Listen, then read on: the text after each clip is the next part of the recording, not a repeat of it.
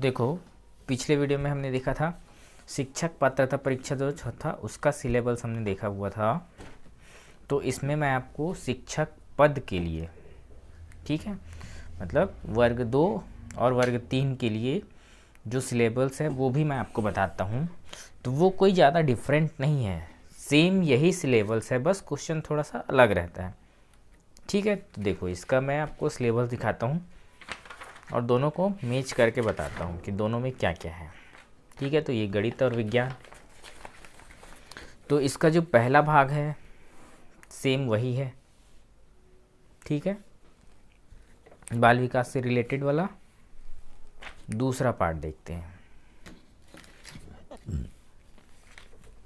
तो देखो जो दूसरा पार्ट है सेम घातांक, इसमें भी घातांक, समान आधार के गुणक भाग घातांक नियम, ठीक है, बीजी व्यंजक गुणनखंड समीकरण श्रेणियाँ, गुणनखंड समीकरण श्रेणियाँ, मतलब सेम है सिलेबस।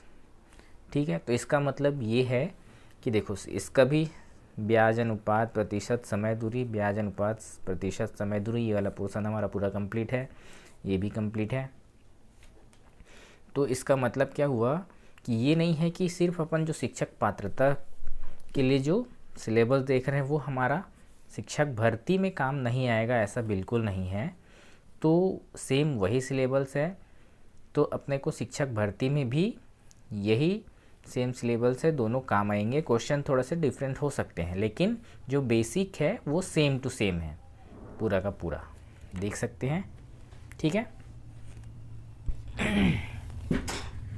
तो इसके आगे का जो ट्रेन वाला पार्ट है हम वो देखते हैं और दोनों में काम आएगा। जो हम पढ़ रहे हैं वो शिक्षक पात्रता के लिए भी आएगा और शिक्षक भर्ती परीक्षा जो आएगा वर्ग 2 और 3 उसके लिए भी काम आएगा ही आएगा। तो ऐसा बिल्कुल ना समझे कि इसमें काम आएगा तो इसमें नहीं आएगा, ठीक है, दोनों में काम आएगा, तो बिल्कुल ध्यान से पढ़ें। ठीक है, तो चलो आगे देखते हैं रेलगाड़ी का अगला क्वेश्चन, अगले टाइप का। तो देखो जो हमारा प्रश्न है कि दो रेलगाड़ी क्रमशः एक ही समय में ए तथा बी से स्टेशन बी तथा ए की ओर प्रस्थान करती है। मतलब जो हमारा क्वेश्चन कहना चाह रहा है कि ये ए है और ये बी है, तो एक ट्रेन यहाँ से प्रस्थान करती है और एक ट्रेन यहाँ से प्रस्थान करती है।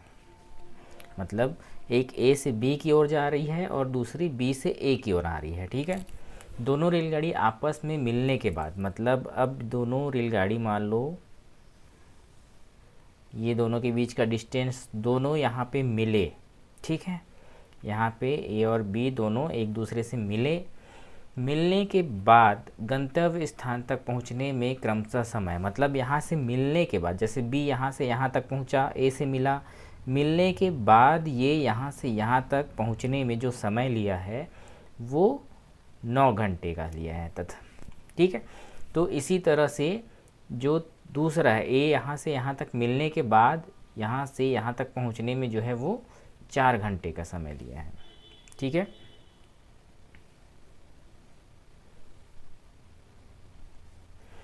तो ये उल्टा है, जो ये 9 घंटा है ये ए के लिए है और ये 4 घंटा इसके लिए है। ठीक है, 4 और 9 ऐसे, मतलब ए यहाँ से मिला बी के पास से दोनों, अब ए को यहाँ मिलने के बाद यहाँ बी तक पहुँचने में 9 घंटा लगा, उसी तरह बी को ए से यहाँ बीच में मिलने के बाद फिर ए तक पहुँचने में 4 घंटे का समय लगा। ठीक है, तो अब आगे बोला यदि पहले की चाल, मतलब इस वाले ट्रेन की चाल हमें दे दी गई है कितनी, 60 किलोमीटर पर आवर, मतलब ये वाले यहाँ से मिलने के बाद जो यहाँ तक पहुँची है ये ट्रेन 60 किलोमीटर पर आवर इसकी चाल है।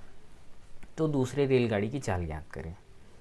ठीक है, तो इस टाइप के क्वेश्चन अगर जो आते हैं बीच में कहीं पे मिले उसके बाद उसको पहुँचने में जो समय लगा, तो उस टाइप के क्वेश्चन के लिए अगर मेथड से बनाएंगे तो बहुत लंबा जाता है, इसमें समझ में नहीं आएगा कि बनना कैसे है। तो इसका एक छोटा सा फॉर्मूला याद कर लेना है। देखो तो पहला ट्रेन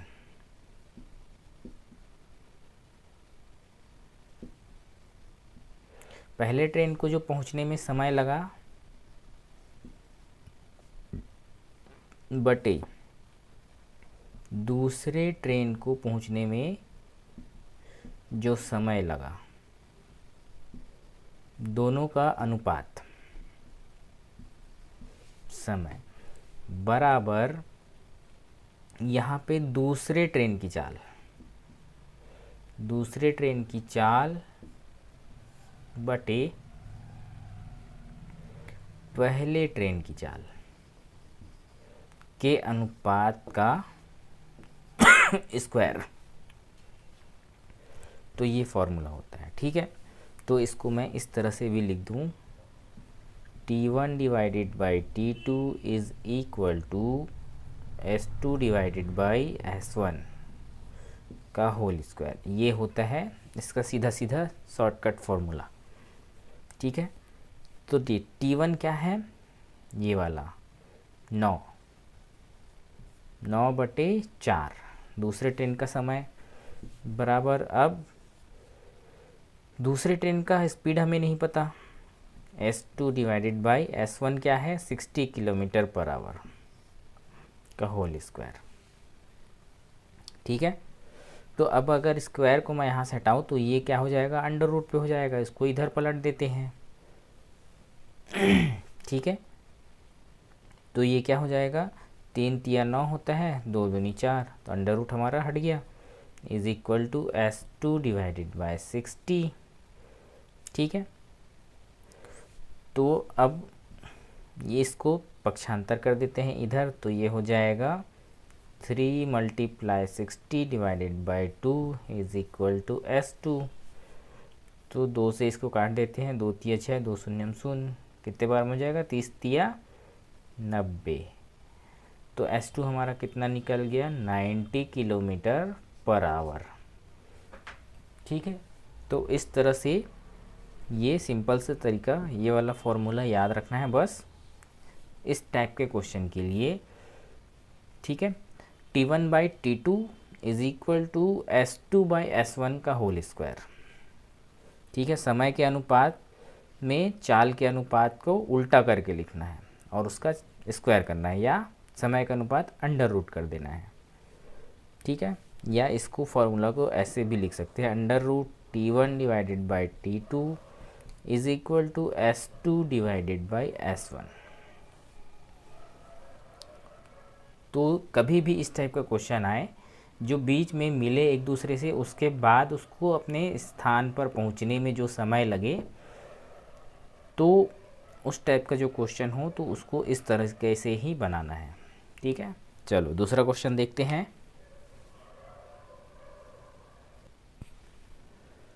तो देखो जो अगला क्वेश्चन है हमारा कि 40 मिनट के अंतराल में एक बस डिपो से खुलती है, एक आदमी जो कि बस डिपो की तरफ जा रहा है बस को 30 मिनट में के अंतराल पर पार करता है।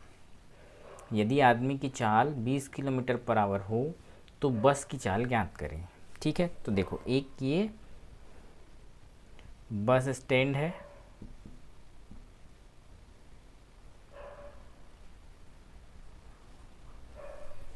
ठीक है, ये बस स्टैंड है और यहाँ पे एक आदमी है।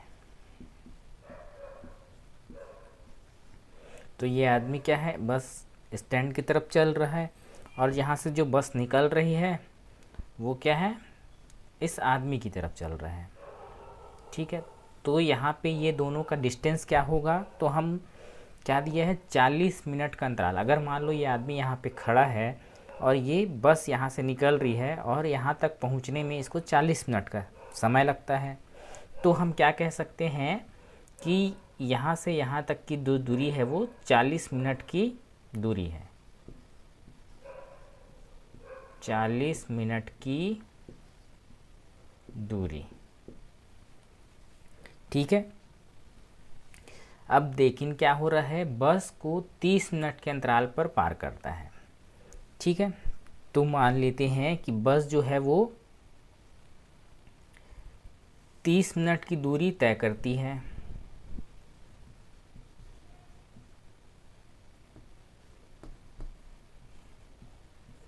30 मिनट की दूरी बस तय कर रही है, तो आदमी क्या कर रहा है, 10 मिनट की दूरी आदमी तय करेगा।